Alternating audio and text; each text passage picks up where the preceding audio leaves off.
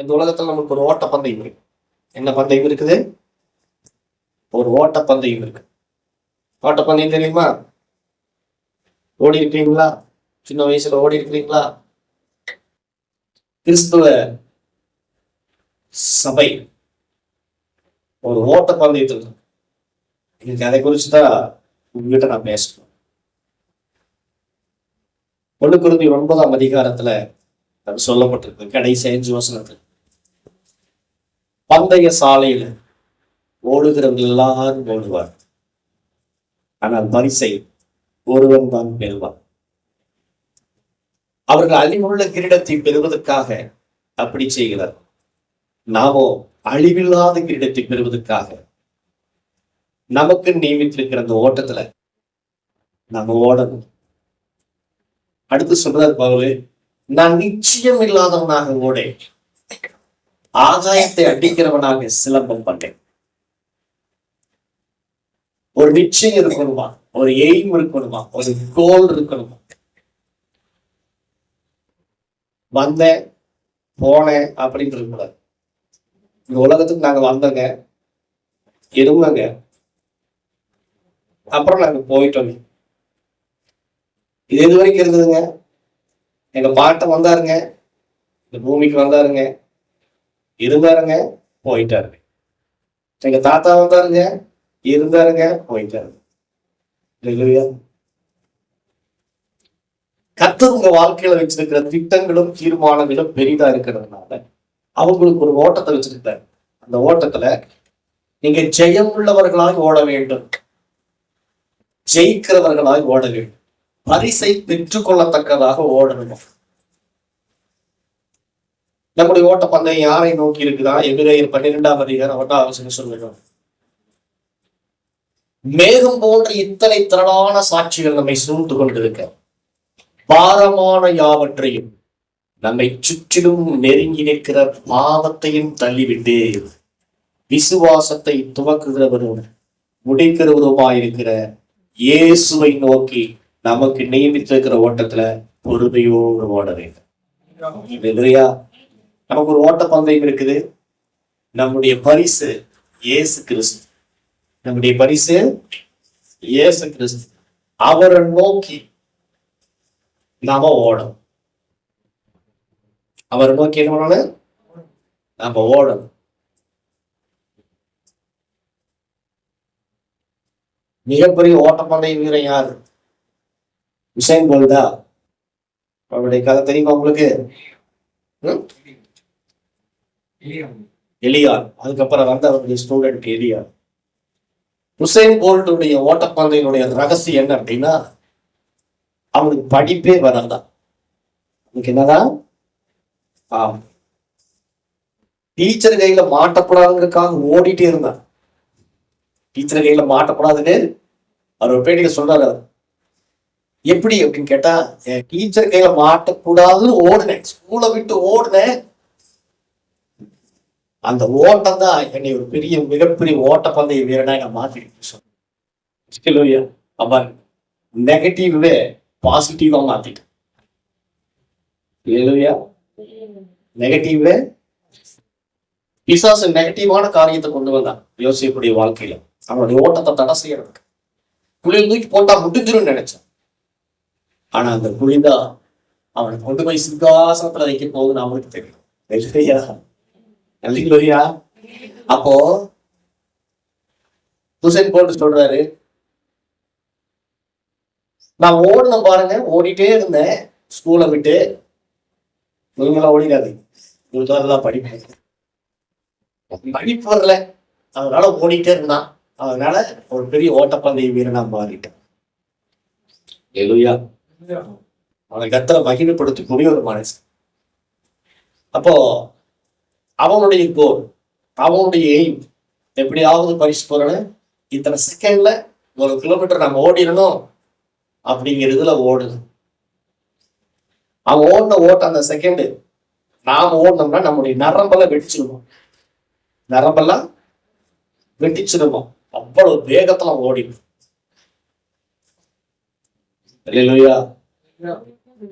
அவன் பரிசை வாங்கிட்டான். நமக்கு ஒரு ஓட்டம் இருக்கு. நமக்கு ஒரு ஓட்டம் இந்த உலகத்துல இருக்குது. அந்த ஓட்டம் இயேசுவை நோக்கி. யாரை நோக்கி? எல்லாரும் ஓடுனாங்களா? நிறைய பேர் ஓடுனாங்களா? எபிரேயர் 11ஆம் அதிகாரத்துல, எபிரேயர் 11ஆம் அதிகாரத்துல எல்லாருமே ஓடினாங்க. இந்த ஓட்ட பந்தயத்துக்கு பேர் என்னன்னா விசுவாச ஓட்டம். சொல்லுங்க, பக்கத்துல கை பிடிச்சு.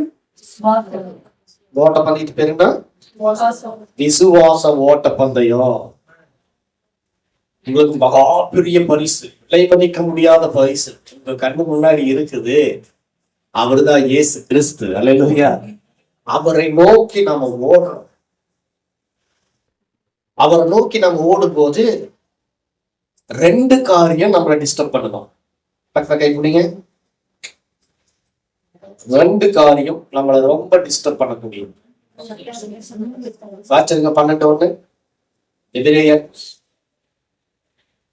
ஆகையால் மேகம் போன்ற இத்தனை திரளான சாட்சிகள் நம்மை சூழ்ந்து கொண்டிருக்க பாரமான யாவற்றையும் நம்மை சுற்றி நெருங்கி நிற்கிற பாவத்தையும் விட்டு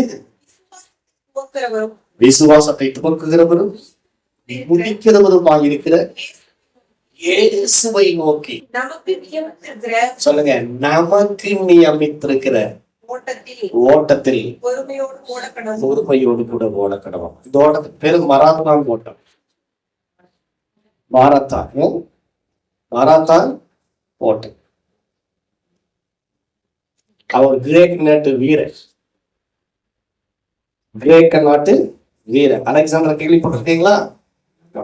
அவருடைய நாட்டில் இருந்த ஒரு மனுஷன். அவன் ஆக்சுவலா செய்தி கொடுக்கிறார். இந்த மாரத்தான்கிறவன் யாரு? செய்தி. இப்ப இங்க யுத்தம் நடக்குதுன்னா அந்த காலத்துல அஞ்சல்காரர் ஓட்டம் ஒரு ஓட்டம் இருக்கு. யோகு சொல்றாரு, அஞ்சல்காரர் ஓட்டத்திலும் அதிகமா என் ஆயுள் காலம் ஓடிட்டு இருக்குதுங்க. கையில ஒரு கம்பு வச்சிருப்பாரு, ஈட்டி மாதிரி. அதுல ஒரு ஜலங்க கட்டி விட்டுருப்பாங்க. அந்த போஸ்ட்மேன் என்ன பண்ணுவாரு? அஞ்சல்காரர் கையில சலங்கையோடு கூட ஓடுவார். இந்த மாதிரி இந்த இடத்துல யுத்தம் நடக்குது, நீங்க எல்லாரும் வந்துருங்க, அல்லது இந்த யுத்தத்துல நாம எல்லாம் ஜெயிச்சிட்டோங்கிற செய்தியை கொண்டு போறதுதான் அந்த அஞ்சல்காரனுடைய வேலை. அப்படி ஒரு அஞ்சல்காரனா இருந்தவர் தான் மாரத்தான். அஞ்சல்காரர் மாத்திரமல்ல, யுத்த புருஷனும் கூட.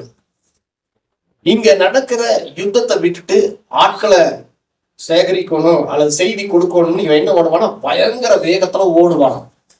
ஓடி போய் அந்த செய்தி அந்த இடத்துல கொடுத்துட்டு, இப்படி இத்தனை நாட்கள் தேவைப்படும், இத்தனை நாட்கள் வேணுங்கிறதுக்காக அவன் செய்தியை கொண்டு போய் அந்த இடத்துல கொடுத்துட்டு மறுபடியும் ஓடி வருவானா. எதுக்கு? யுத்தம் பண்றதுக்கு, யுத்த களத்துக்கு ஓடி வருவான். அப்பேற்பட்ட ஒரு பெரிய ஓட்டப்பந்தய வீரன் தான் மாறான். அவனுடைய நினைவுல தான் என்ன பண்றாங்க? ஓடுறான். இல்லையா? அவனுடைய நினைவுல தான் ஓடுறான். அவன் நல்லா ஓடி இருக்கிறான். அவன் ஒரு சாட்சியா இருந்திருக்கிறான்.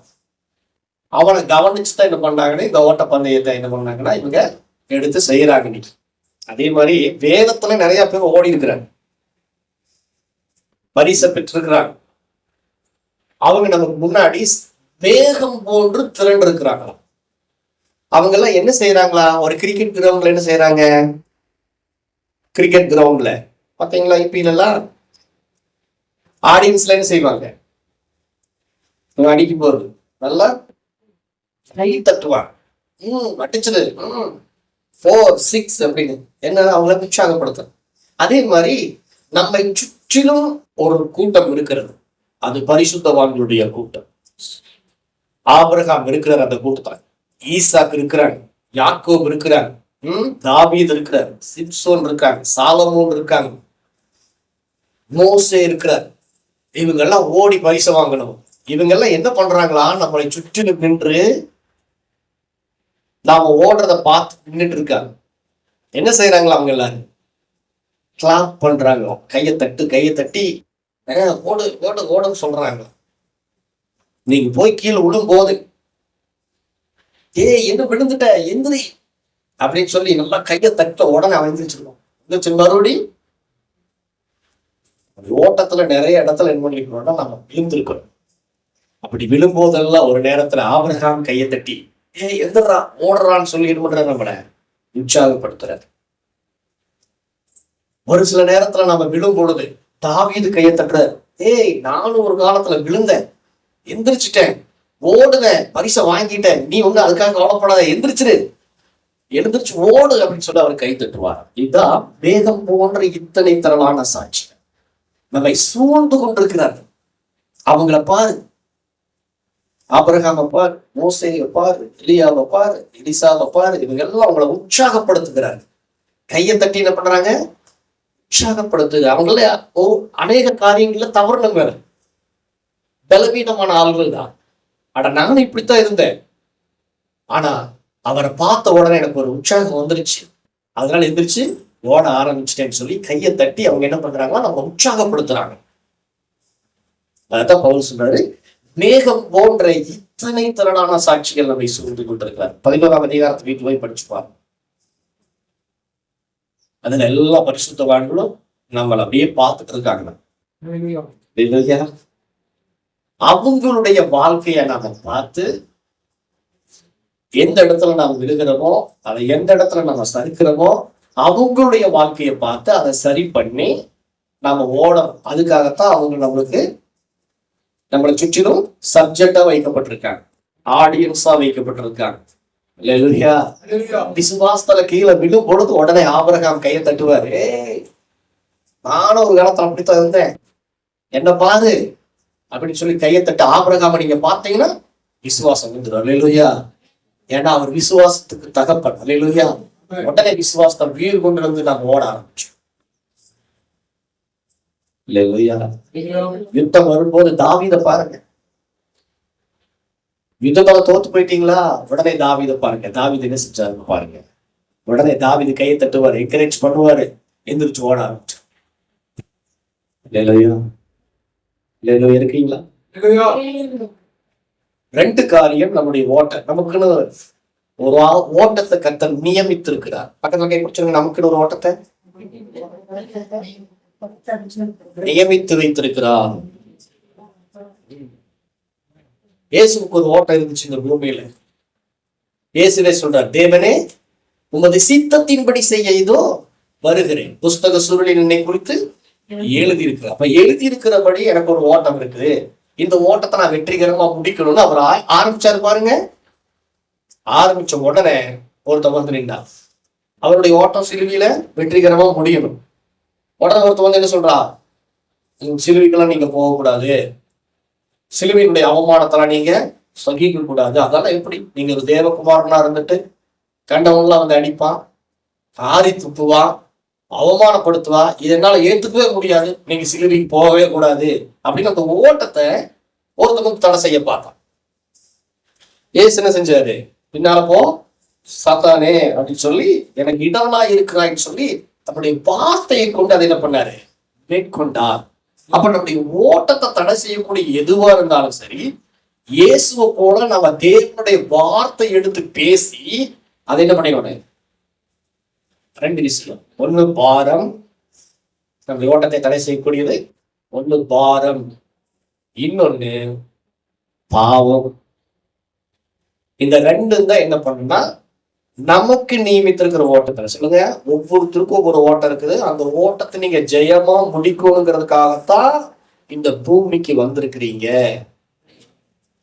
அதனால நிச்சயம் இல்லாமல் நான் ஓட மாட்டேன், ஒரு நிச்சயத்தோடு ஒரு கோலோடு கூட நான் ஓடுவேன் அப்படின்னு பவுல் சொல்றேன். அப்ப பாரம் என்ன, பாரமா என்னென்ன பாரம் எல்லாம் இருக்குது, உலக கவலை. என்னது, பாரத்தை வச்சு ஓட முடியுமா?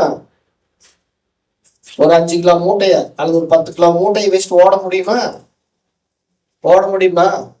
ஓட்ட பண்ணிட்டு போயிட்டு இருக்கீங்க எல்லாருமே, உங்க கூட எல்லாருமே ஓடுறாங்க, சகோதரர்கள் சகோதரிகள்லாம் ஓடுறாங்க. உங்ககிட்ட ஒரு 30 கிலோ மூட்டையை கொடுத்து ஓடு அப்படின்னா ஓட முடியுமா? ஆனா உங்களுடைய பாரம் எல்லாம் 30 கிலோ இல்ல, டன் கணக்கா இருக்கு. எத்தனை கணக்கா இருக்குது? டன். ஒரு டன்னுங்கிறது எவ்வளவு? 1000 கிலோ அவ்வளவு வச்சுட்டு எப்படி ஓடுறது இந்த ஓட்டத்தை? எப்படி போய் முடிக்கிறது? என்னவா? உலக கவலை. கவலை ஒரு பெரிய பாரமா, துக்கம். சொல்றார் பாரு, உலக கவலைகளினாலும் லௌகீக துக்கங்களினாலும் உங்களை பாரப்படுத்திக் கொள்ளாதபடிக்கு எச்சரிக்கையா இருங்க. ஏன்னா உங்களுக்கு ஒரு ஓட்டம் இருக்குது. கவலை, எதுக்கு எடுத்தாலும் கவலை. எதுக்கெல்லாம் கவலைப்படுறாங்களா? ஏசு கிறிஸ்து சொல்றாரு பாருங்க மலை பிரசங்கத்துல, எண்ணத்தை உண்போ எண்ணத்தை குடிப்போ என்று கவலைப்படாதீங்க. சாப்பிடுறதுக்கு கவலை. இன்னைக்கு என்ன சாப்பிடுறது? இருக்கீங்களா? தூங்குறீங்களா? சாப்பிடுறதுக்காக கவலைப்படும், வயிற்றுக்காக கவலைப்படும். அப்புறம் உடைக்காகவும் கவலைப்படாதீங்க. ட்ரெஸ்ஸுக்காக கவலைப்படும். அப்புறம் நாளைய தினத்துக்காக கவலைப்படாது. மத்திய 6ஆம் அதிகாரத்துல சொல்லப்பட்டிருக்கேன். நாளைய தினத்தில் ஆமா, நாளைக்கு எப்படி இருக்குமோ, பிள்ளைகளுடைய எதிர்காலம் எப்படி இருக்குமோ, கல்யாண வயசு வந்துருச்சு, இவளுக்கு எப்படி கரை சேர்க்க விடுமோ அதுக்கு ஒரு கவலை. அப்புறம் அடுத்த மாசம் பீஸ் கட்டணுமே, அதுக்கு ஒரு கவலை. வாடகை கொடுக்கணுமே, அதுக்கு ஒரு கவலை. பிசினஸ் எப்படி போகணுமோ அது ஒரு கவலை. இன்னைக்கு இப்ப என்ன செஞ்சுட்டு இருக்காங்கன்னு தெரியலையே, அது ஒரு கவலை.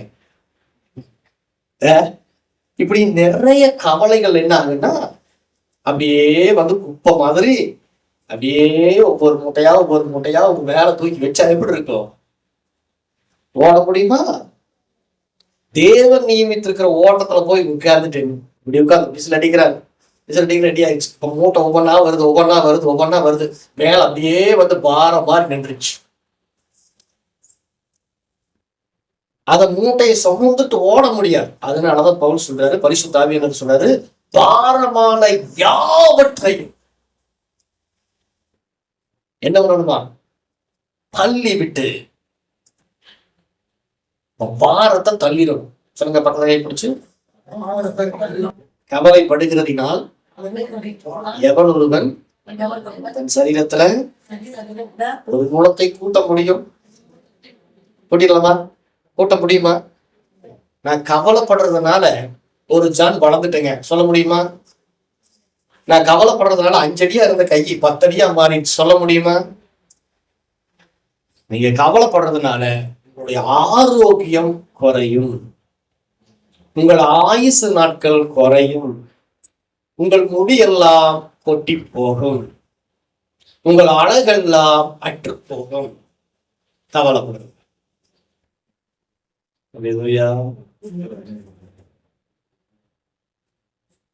இப்பெல்லாம் எங்கேயுமே கவலை இல்லைங்க, எல்லாம் மோட்டார் வச்சுதான் பண்றாங்கன்னு சொல்றேன். நான் சொல்றது அந்த கவலை இல்லை. அல்லேலூயா. அப்ப இந்த கவலைகளை எல்லாம் சுமந்துட்டு நீங்க இந்த ஓட்ட பந்தயத்துல ஓட முடியாது.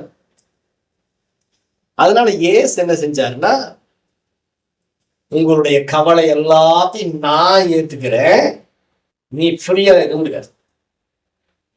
அதனாலதான் பாதம் பாடுறார், கர்த்தர் மேல் பாரத்தை வைத்து விடு, கலங்கி தவிக்காதே, அவரே உன்னை ஆதரிப்பார், அதிசயம் செய்வார், நீதிமான் தள்ளாட விட மாட்டார், நித்தமும் காத்து நடத்திடுவார், நீதிமான் தள்ளாட விட மாட்டார், நித்தமும் காத்து நடத்திடுவார், கர்த்தர் மேல் பாரத்தை வைத்து விட்டேன்.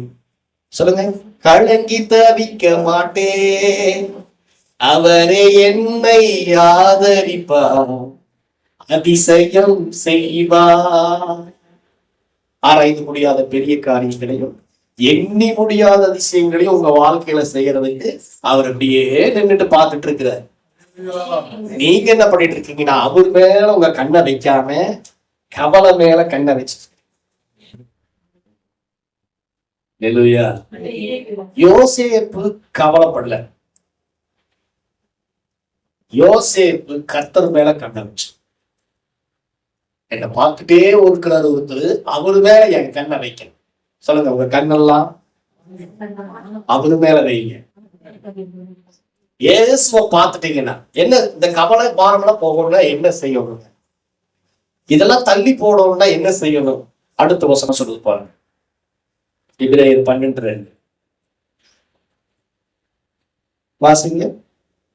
அவர் தமக்கு முன் வைத்திருந்த சந்தோஷத்தின் பொருட்டு அவமானத்தை எல்லாம் சிலுவையை சகித்து தேவனுடைய சிங்காசனத்தின் வலது பாரிசத்தில் வீற்றிருக்கிறார். ஆகையால் நீங்கள் இளைப்புள்ளவர்களாய் ஆத்துமாக்களில் சோர்ந்து போகாதபடிக்கு தமக்கு விரோதமாய் பாவிகளால் செய்யப்பட்ட இவ்விதமான விபரீதங்களை சகித்த அவரையே நினைத்துக் கொள்ளுங்க. சொல்லுங்க, பாரம் போகணும்னா அவரையே நினைத்துக் கொள்ளுங்க. கவலை பாரம் அவரை நினைக்காதனால வந்தது.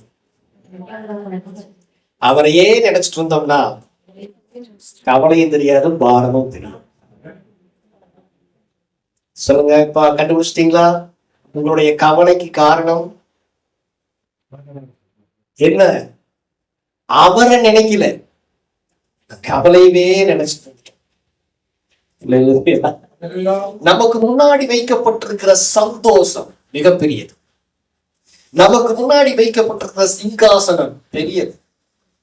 சிங்காசனம் இருக்குதுங்க, சந்தோஷம் இருக்குதுங்க, மகிமை இருக்குதாங்க. அதை நினைச்சு ஓடுங்க. அவமானம், பாடு, சிலுவை அது பெருசாவே தெரியாது. இயேசுவை போல இல்லையா? அவரை சிலுவையில தூக்கி அடிக்கும் போது தன்னுடைய ஆத்தும வருத்தத்தின் பலனை அவர் கண்டாராம்.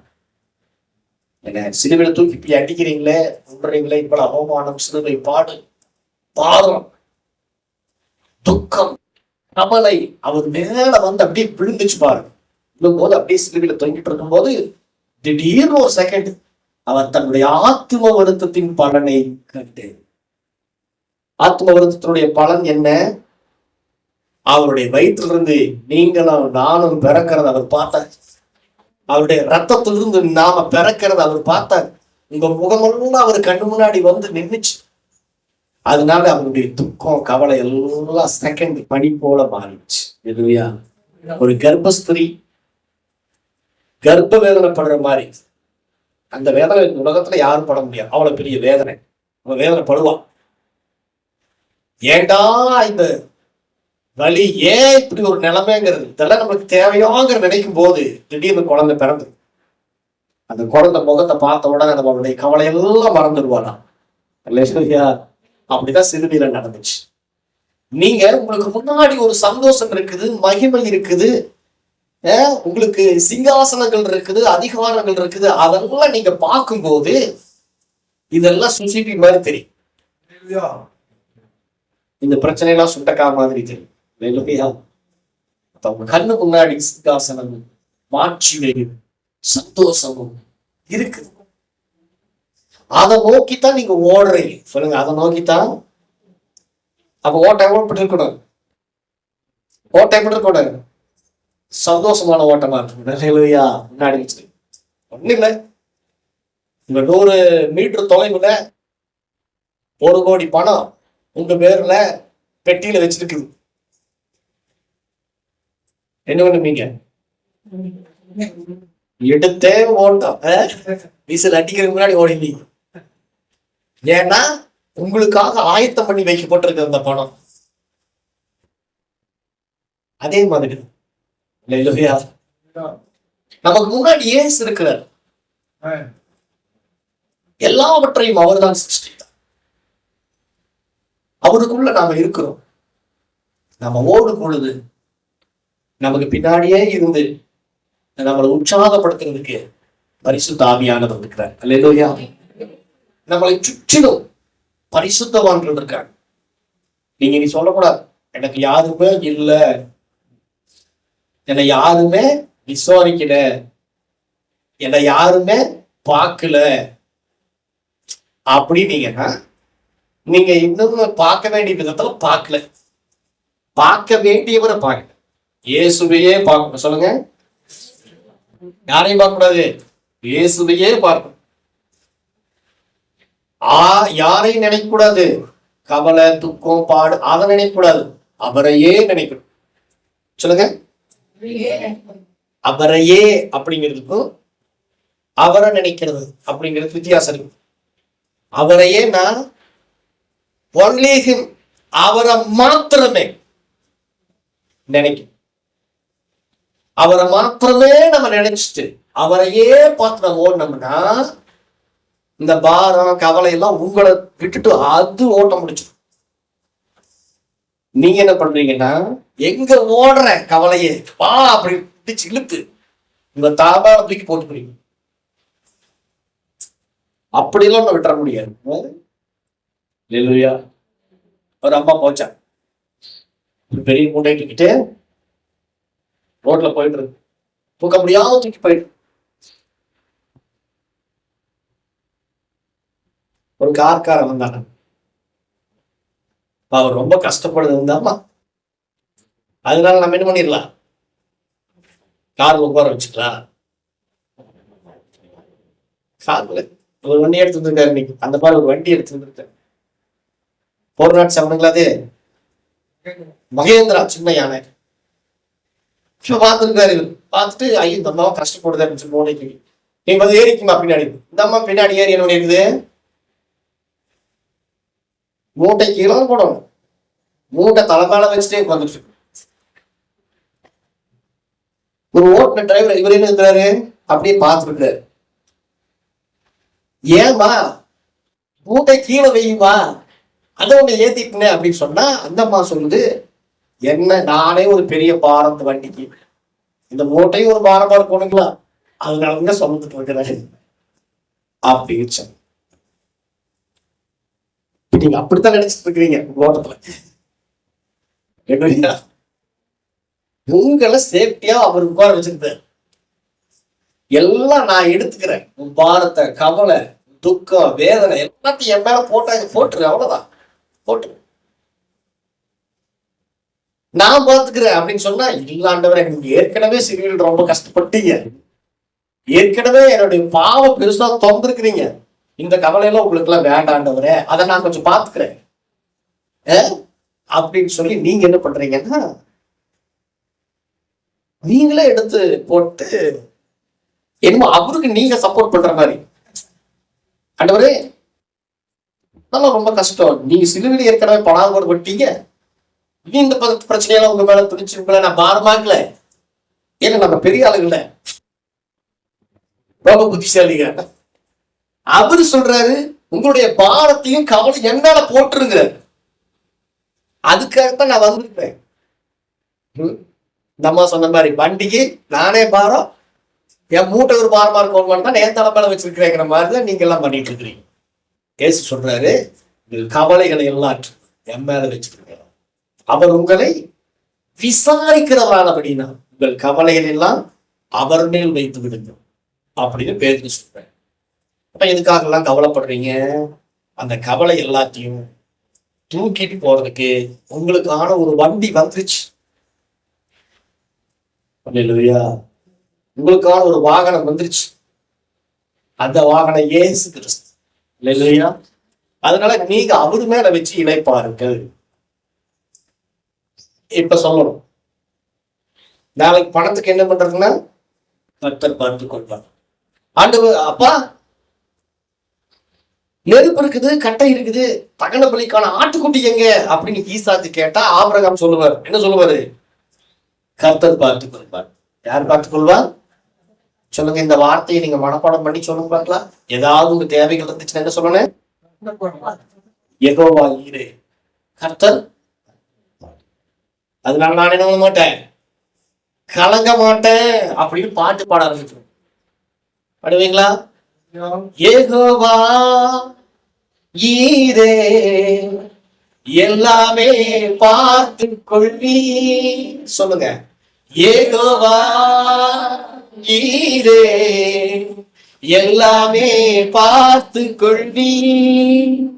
கலங்களப்பா நாங்க கலங்களப்பா, கலங்களப்பா நாங்க கலங்களப்பா.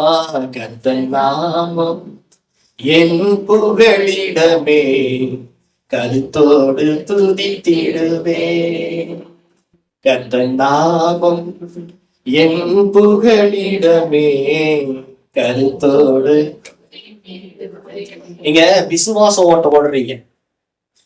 விசுவாச ஓட்டம் ஓடுறவங்க ஒரு நாளும் கண்ணீர் விட மாட்டாங்க தேவைகளுக்காக. ஆபிரகாம், உங்களுடைய தகப்பனா இருக்கிற ஆபிரகாம கவனிச்சு பாருங்க. இப்ப ஆபிரகாம் எழுந்து கை தட்டுறாரு, கவலைப்படும் போது கை தட்டுறாரு.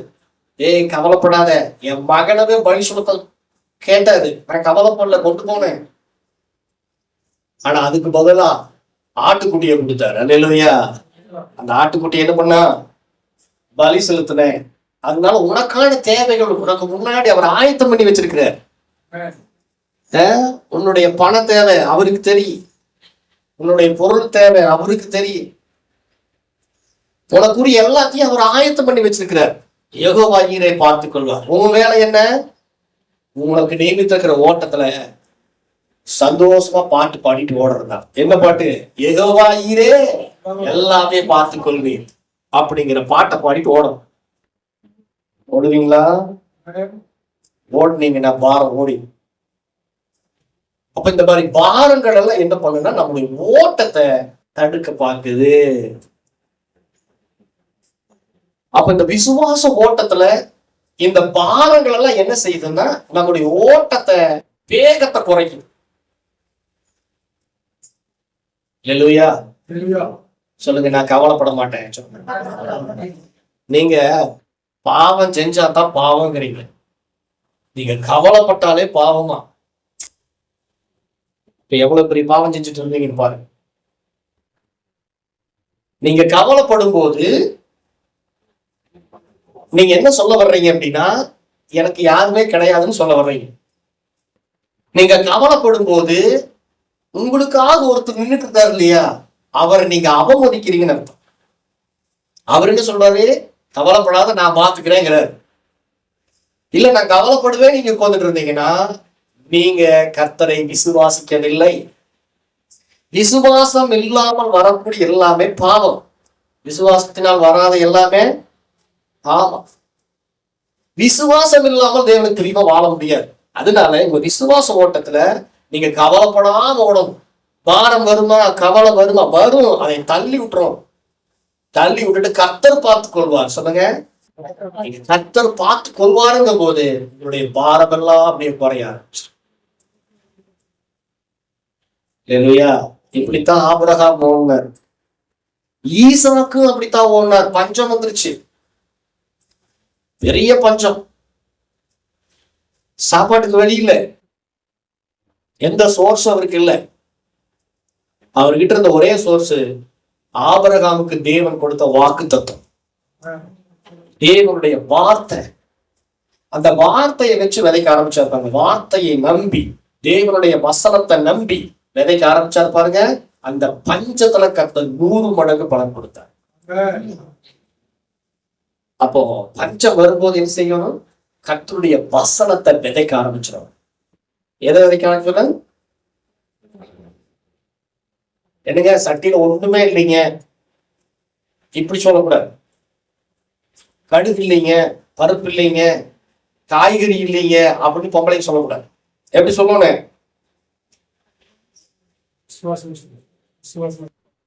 விசுவாச வார்த்தையில சொல்லணும். அப்புறம் எப்படிதாங்க சொல்றது? உங்க பேச்சு லாங்குவேஜ மாத்திக்கணும். உலகத்தான் பேசுற மாதிரி பேசவே கூடாது. என்ன சொல்லணும்? பருப்பு நிறைவாய் கர்த்தர் கொடுத்திருக்கிறார் எங்களுக்கு அப்படின்னு சொன்னா அவர் புரிஞ்சுக்கணும். ஹஸ்பண்ட் இல்லையா? பருப்பு நிறைவா கொடுத்திருக்கிறாரு அப்படின்னு சொன்னாலே பருப்பு வாங்கி வந்துடணும். இல்லையா? பருப்பு இல்லைன்னு சொல்லக்கூடாது. ஏன்னா இல்லைன்னு சொன்ன உடனே என்னாச்சா, அந்த பாத்திரம் நிறையிறது அப்படியே நின்று போச்சு.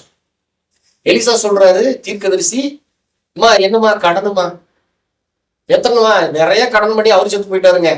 அப்படியா, உங்ககிட்ட இப்ப என்ன இருக்குது, எண்ணெய் இருக்குது, எவ்வளவு இருக்குது, ஒரு குடம் ரிசை கொண்டு வா.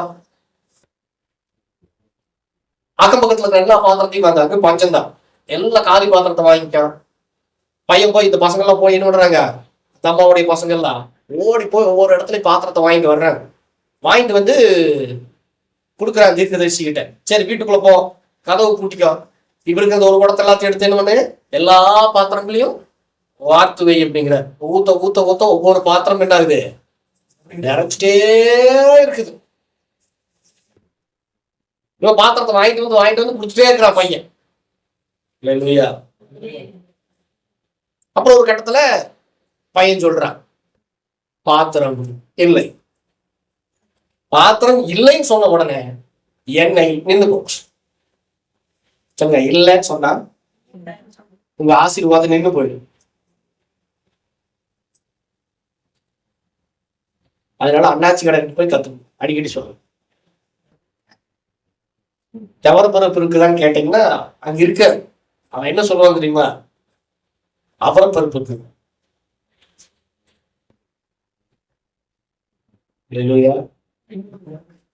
ரகசியம் அவத்தாலும் தெரிஞ்சிருச்சு. இல்லைங்க மட்டும் நீங்க சொல்ல வச்சிட்டீங்கன்னா பாருங்க, அவர் கர்த்தரை ஆராதிக்கிற அண்ணாச்சி அவர் இல்லைன்னு சொல்ல மாட்டார். சொல்லுங்க,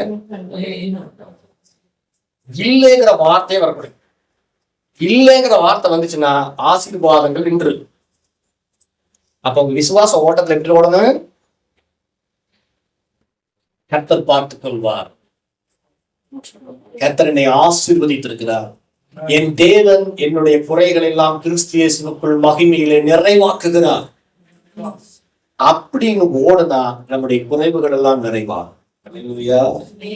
இல்லைன்னு சொன்னா கடன் அடைக்க முடியாது. இருக்குதுன்னு சொல்லணும். அல்லேலூயா. கர்த்தர் என்னை ஆசீர்வதித்திருக்கிறார். அப்படிதான் இந்த வசனம். உன்னதங்களில் ஆவிக்குரிய சகல ஆசீர்வாதங்களினால் நம்மை ஆசீர்வதித்திருக்கிறார். உங்க பேச்சு மாறலன்னு வச்சுக்கோங்க, உங்க விசுவாசம் அவுட் ஆயிரும். விசுவாசிக்கிறவன் விசுவாச வார்த்தையை பேசும். விசுவாசிக்கிற சொல்லுவாங்க இவங்க, ஆனா பேசுறதுல எப்படி இருக்கும், அவிசுவாச வார்த்தைகள் பேசுவோம். அல்லேலூயா. அதனாலதான் ஆபிரகாமுடைய வாழ்க்கையில கர்த்தர் பேச்ச மாத்தினார். நீ அநேக ஜாதிகளுக்கு தகப்பன், அதனால உன் பேர் ஆபிரகாம். இனிமேல் உங்க கூப்பிடணும்னா ஆபிரகாம் தான் கூப்பிடும். இல்லை ஒண்ணுமே இல்லை, ஆனா நாகம் ஜாதிகளுக்கு தகப்பனே, தேசங்களுக்கு தகப்பனே அப்படின்னு எல்லாம் கூப்பிட ஆரம்பிச்சாங்க. கூப்பிடும்போது எப்படி சிரிச்சுதான் கூப்பிட்டுருப்பாங்க. இன்னும் ஒரு பிள்ளைக்கே உடனே காணா, இவர் தேசங்களுக்கு தகப்பனாம் அப்படின்னு நினைச்சிருக்கலாம். ஆனா சொல்லும் போது ஆபிரகாம் சொல்லும் போது அநேகம் ஜாதிகளுக்கு தகப்பன் அப்படின்னு தான் சொன்னாங்க. அப்போ இருக்குதுங்கிற மாதிரி கிறிஸ்துக்கள் எனக்கு எல்லாமே கொடுக்கப்பட்டிருக்குது, அதான் சத்தியம். அதைத்தான் நாம பேசணும். அது சொல்லுங்க, பாரம் எதை குறித்த பாரம், பணத்தை குறித்த பாரம், சாப்பாட்டை குறித்து, உடையை குறித்து, உறைவிடத்தை குறித்து, இதை குறித்த எல்லா பாரங்களையும் தள்ளி போட்டு விசுவாசத்தை துவக்கிறவரும் அதை முடிக்கிறவருமா இருக்கிற அவரை நோக்கி ஓடணும். துவக்கினவர் நமக்குள்ள இருக்கிறார், அவர் நல்லபடியா முடிச்சு வைப்பார். ஏன்னா உங்களின் நற்கிரிகளை தொடங்கினவர் அதை கிறிஸ்துவின் நாள் வரையும் முடிய நடத்தி வருவார். தொடங்கினது அவரு. சொல்லுங்க, இந்த ஓட்டத்தை தொடங்கினது யாரு, இந்த ஓட்டப்பந்தயத்தை ஆரம்பிச்சு விட்டது யாரு, அவருதான் தொடங்கி இருக்கிறார். அவர் தொடங்கினா ஃபெயில் ஆகுமா? ஃபெயில் ஆகவே ஆகாது. சொல்லுங்க, அவர் ஆரம்பிச்சா அருமையா முடிப்பார். துவக்கம் அற்பமா இருந்தாலும் முடிவு சம்பூர்ணமா இருக்கும். அப்படின்னு சொல்லுங்க. இல்லையா? உங்க வாழ்க்கையில எதை அவர் தொடங்கினாலும் சரி, அந்த நற்கிரியைகளை நல்ல செயல்களை அவர் செம்மையா செஞ்சு முடிப்பார். இந்த விசுவாசத்தலை போகணும். இல்லையா? ரெண்டாவது பாவம். பாரம் ஒரு பக்கம், பாவம் ஒரு பக்கம். நம்மை சுற்றிலும் பரிசுத்தவர்கள் இருக்காங்க. கற்பனை பண்ணிட்டீங்களா? பாரத்தை தள்ளி போட்டுறோம். எதெல்லாம் பாரப்படுத்துங்க, நம்முடைய ஓட்டத்தை எதெல்லாம் தடுக்க பார்க்குது, இதெல்லாம் தந்திரமா வருமா? ஆங்கில வேதாந்தம் சொல்லப்பட்டிருக்குது. அது புத்திசாலித்தனமா வந்து நம்மள என்ன பண்ணுமா, நம்மளை பாரப்படுத்தி பார்க்கணும். கிளம்பரா வருமா, சென்டிமெண்டா வருமா? சொல்லுங்க, எதுமா சென்டிமெண்டா சொல்லி என்ன பண்ணுவாங்க, நம்ம ஆஃப் பண்ண பார்ப்போம். பேதுரு சொன்னாங்கல்ல சென்டிமெண்டா, உங்களுக்கு இப்படி கிடக்கலாமா, நான் எவ்வளவு நேசிக்கிறேன் தெரியுமா ஆண்டவரே, உங்களை ரொம்ப நான் நேசிக்கிறேன். என்ன சொல்லுங்க, கவனிங்க. ஆமா, பேதுரு ரொம்ப லவ் பண்ணார் இயேசு. அப்படியா? பண்ணிருக்கலாம், உண்மையா அவர் லவ் பண்ண, இல்லைன்னு சொல்லல. ஆனா இயேசுநாதனுடைய ஓட்டத்தை வந்து எடுக்க பார்க்கிறார். பேதுரு சொன்னது நல்லதா கெட்டதா சொல்லுது? ஆண்டவர் உங்களுக்கு சிலுவை வேண்டாம், உங்களை அவமானப்படுத்துவாங்க. இவர் சொல்றாரு, என்ன அவமானப்படுத்துறாங்கப்பா, என்ன காரி துப்புறாங்க, என்ன சிலுவையில் கொண்டு போய் அடிக்கிறாங்க. இவர் சொல்றாரு. உடனே இவர் என்ன சொல்றாரு, பேதுரு, இதெல்லாம் உங்களுக்கு நடக்கவே கூடாது, நான் உங்களை எவ்வளவு நேசிக்கிறேன் தெரியுமா, உங்களை நான் எவ்வளவு லவ் பண்றேன் தெரியுமா, இதெல்லாம் நடக்க நான் விடவே மாட்டேன் அப்படின்னாரு. உடனே ஏசு என்ன சொல்லிட்டாரு, ஏன் ஓட்டத்துக்கு நீ என்னடா தடை செய்யற, ஏசுவி நாமத்துல அப்பளப்போ சாத்தானே அப்படின்ட்டார். ஒரு சிலர் அப்படியே பேசுவாங்க, கிளவரா வந்து பேசுவாங்க, நைஸா வந்து பேசுவாங்க, நம்ம மேல அக்கறை இருக்கிற மாதிரி பேசுவாங்க. சொல்லுங்க, உலகத்திலேயே இவங்கதான் ரொம்ப நம்ம மேல அக்கறைப்படுற மாதிரி. சுதாரிச்சிடணும் என்ன, அப்பவே சுதாரிச்சுக்கணும், நமக்கு ஒரு ஓட்டம் ரெடியா இருக்குது. என்ன பண்றாங்க,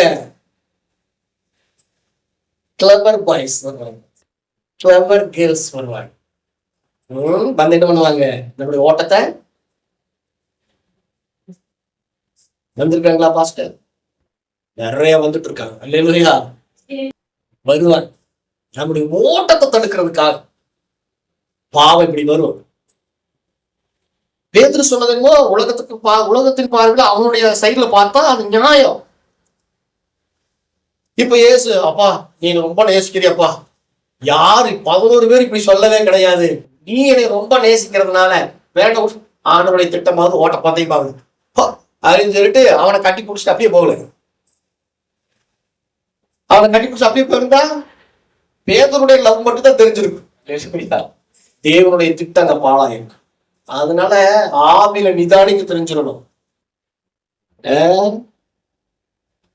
அம்மா சொன்னாங்க பாத்தியா, என்ன சொன்னாங்க மேரி அம்மா இயேசுவுக்கு,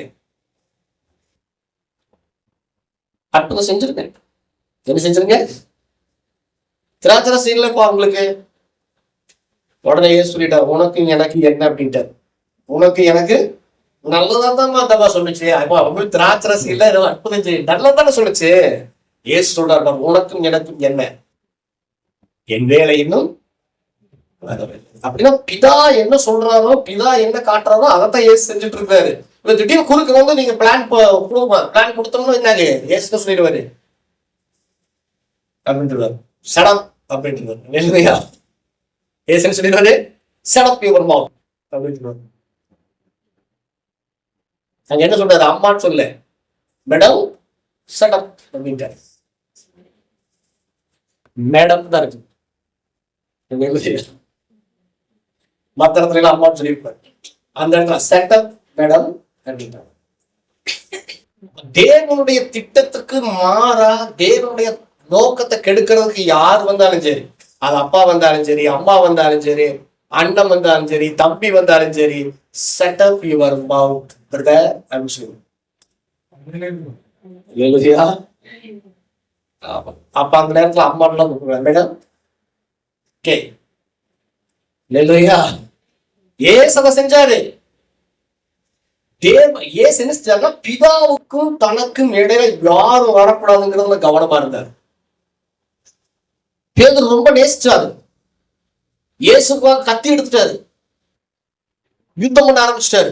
மல்குஸ் காதை ஒரே வெட்டினாரு. எங்க என் ஆண்டவர் மேல கைய போடுற, அவருக்காக என் உசரவே நான் கொடுப்பேன்னு சொல்லிட்டான். உனக்காக என் உசரையே கொடுப்பேன்னு சொல்லுவான் பேதுரு. இல்லையா, உனக்காக கத்தியும் கூட தூக்கிடுவான். ஏமாந்துடாத. ஏசு சொன்னாரு, உன் பட்டயத்தை உரையிலே போடு. இல்லையா, இயேசுவை ஃபோக்கஸ் பண்ணு. யார நிமித்தம் ஓடணும், இயேசுவை நோக்கி நமக்கு நியமித்திருக்கிற ஓடத்தை ஓடணும். எல்லாரையும் பார்த்தாலும் கூட ஒரு சில நேரத்துல விழுந்துருவோம். இயேசுவை பார்த்தோம்னா விழவே மாட்டோம். ஆமீன்னு சொல்லுங்க. அவர் எப்படி ஹேண்டில் பண்றாரு பாருங்க. அம்மாவை எப்படி ஹேண்டில் பண்றாரு, ஃப்ரெண்டை எப்படி ஹேண்டில் பண்றாரு, பேதுருவை எப்படி ஹேண்டில் பண்றாரு. தனக்கும் பிதாவுக்கு இடையில யாரும் வரக்கூடாது. இல்லையா? அதனாலதான் ஆண்டவருக்கு ஒரு சந்தேகம் வந்துருச்சு.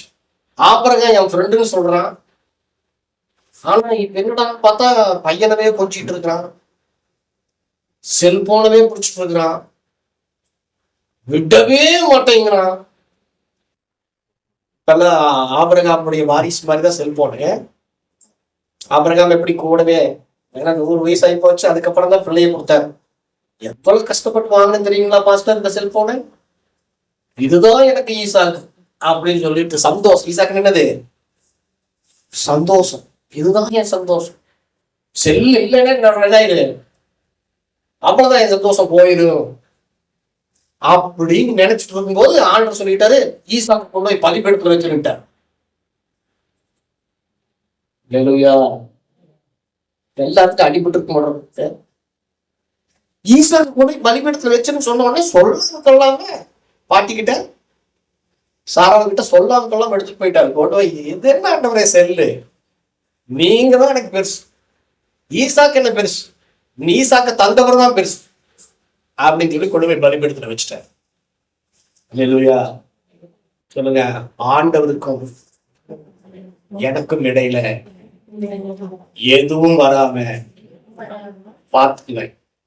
வந்துச்சுன்னா இயேசுவை போல நின்றுவேன். இல்லையா? கவனிச்சீங்களா? அம்மாவை மேடம் சொல்லிட்டாரு. பேதுரு என்ன சொன்னாரு? அப்ப இப்போ சாத்தானேட்டாரு. கவனிங்க, அவ்வளவு கோபக்காரர் ஆண்டு. தேவனுடைய பிரசனத்தை தடுக்கிறதுக்கு யாரு வந்தாலும் அவர் கோபத்துக்கு சவுக்கு எடுத்துருவார். இவரே அன்புள்ளவர், கருணை உள்ளவர், நேசம் உள்ளவர் தானே பாத்தீங்க. ஒரு ரொம்ப ஸ்ட்ரிக்டான ஆபீசர். பிதாவுக்கும் இவருக்கு இடையில எதுவும் வரணும் சொல்லுங்க. எனக்கும் எனக்கு நியமிச்சிருக்கிற ஓட்டத்துக்கும் இடையில யாரு வந்தாலும் அதை தள்ளி போட்டு விசுவாசத்தை துவக்கிறவரும் முடிக்கிறவருமா இருக்கிற இயேசுவை நோக்கி நான் ஓடுவேன். எடுத்து பார்க்கலாம் தீர்மானத்தை. அல்லேலூயா.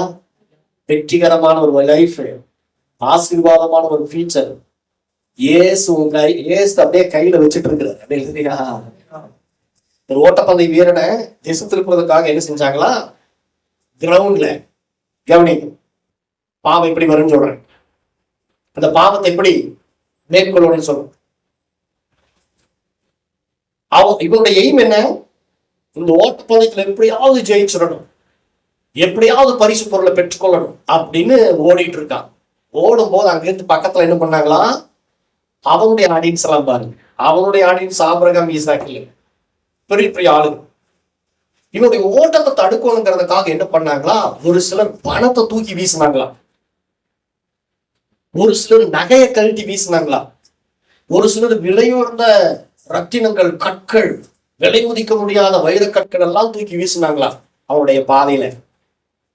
ஆனா இவன் அவன் மேல கண்ணையே வைக்கலையா. அவனுடைய திசையை திருப்புறதுக்காக இதுல வீசினாங்களா. இவனுடைய நோக்கம், இவனுடைய பார்வை, இவனுடைய எண்ணம் எல்லாம் இந்த பரிசை பெற்றுக் கொள்ள அவரை நோக்கியே சொல்லுங்க. இப்ப போட்டாங்கல்ல, இதுல இதை விட பெரிய வெகுமதி அங்க இருக்குது. சொல்லுங்க, மண்ணுக்காக மாணிக்கத்தை விற்றிட மாட்டேன். தெரியுமா உங்களுக்கு அந்த பாட்டு?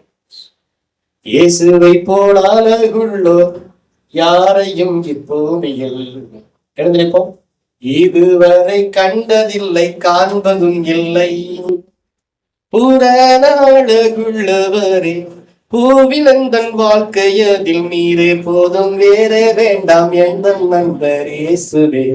மண்ணுக்காக மாணிக்கத்தை விற்றிட மாட்டேன், வெறும் மண்ணுக்காக மாணிக்கத்தை விற்றிட மாட்டேன். இயேசுவை போல் அழகுள்ளோர் யாரையும் இப்பூமியில் இதுவரை கண்டதில்லை, காண்பதும் இல்லை. புறநாளகுள்ளவரே, பூவிலந்தன் வாழ்க்கையதில் நீரே போதும், வேறே வேண்டாம் எந்த நண்பர் இயேசுவே. மண்ணுக்காக மாணிக்கத்தை விற்றிட மாட்டேன், வெறும் மண்ணுக்காக மாணிக்கத்தை விற்றிட மாட்டேன். அல்லேலூயா. பொன் விழுகலாம், வெள்ளி விழுகலாம், அது பாவம் போல உங்களை திசை திருப்ப பார்க்கலாம். ஆனால் உங்களுடைய நினைவெல்லாம் உங்கள் நேசர் மீது இருக்கட்டும், உங்கள் கவனம் எல்லாம் இயேசு மீது இருக்கட்டும். உங்களை இந்த இந்த பாவம் நெருக்கும் போது, நெருக்கும் வசனம் சொல்லுது, உங்களை நெருக்குனாவே நீங்க தெரிஞ்சுக்குங்க, கர்த்தர் உங்களுக்கு நீடித்திருக்கிற ஓட்டத்துல கர்த்தர் உங்களை வச்சிருக்கிறாரு. அந்த ஓட்டத்துல உங்களை கொண்டு ஒரு பெரிய காரியத்தை செய்ய பிளான் பண்ணியிருக்கிறாரு. அதுக்காகத்தான் இந்த பாரம், இந்த நெருக்கம், இந்த பாவ போராட்டம், இந்த சென்டிமெண்ட் எல்லாம் நம்மள என்ன பண்ணுதுன்னா அசைக்க பார்க்குது.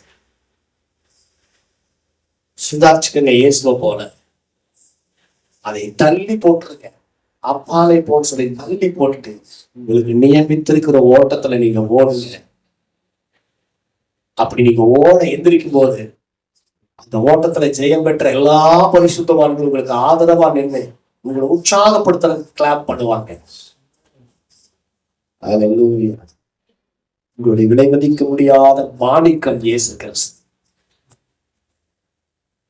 ஓட்டத்தை தடை செய்ய எல்லா பாரங்கள், எல்லா கவலைகள், எல்லா பாவ போராட்டங்கள் இயேசு கிறிஸ்துவின் நாமத்தில் இப்பொழுது நாங்கள் கட்டேந்து கொள்கிறேன்.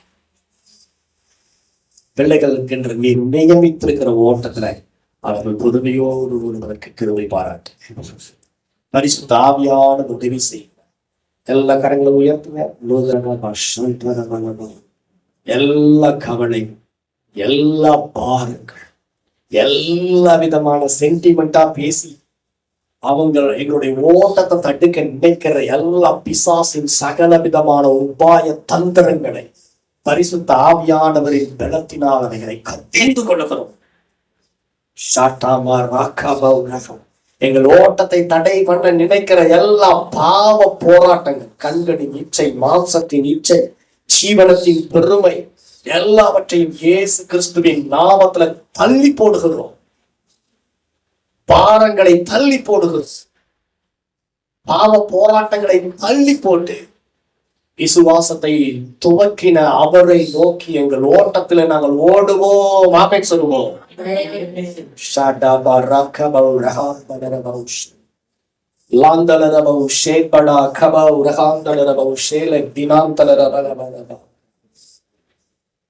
எனக்காக அப்பா நியமித்த இந்த பாதையிலே நான் ஓடுகிறேன்.